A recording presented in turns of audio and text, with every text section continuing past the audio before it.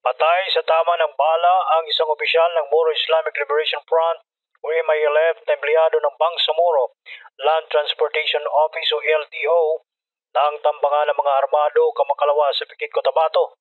Sa ulat nitong linggo ng Cotabato Provincial Police Office at mga Bangsamoro Regional officials, nililinisan ni Johnson Indil ang kanyang sasakyan sa labas ng kanilang bahay sa sitio Amana sa Pikit, Cotabato nang lapitan ng mga armadong kalalakihan at pinagbabaril na sanhi ng kanyang agarang kamatayan.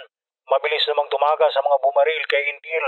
Si Indil ay Likwasan Area Secretary ng MILF at Municipal Chief ng Bangsamoro LTO sa Pikit, Cotabato. Agad kinundinan ni Farm Transportation and Communications Minister Paisalin Pangandaman Tago at ng mga directors ng mga ahensyang nasa ilalim ng kanyang pamamahala ang pagpatay kay Indil na aktibo sa pagtulong sa pulisya at militar sa pag-areglo ng mga madudugong rido o ang away ng mga angkan sa Pikit at iba pang bayan sa Cotabato. Hiniling na ni Tago kay Brigadier General Romeo Macapas, Director ng Police Regional Office Bangsamoro Autonomous Region, at sa namumuno ng Region 12 Police Office na si Brigadier General Arnold Ardiente na madaliin ang pagkilala sa mga pumatay kay Indil upang masampahan ng mga kaukulang kaso.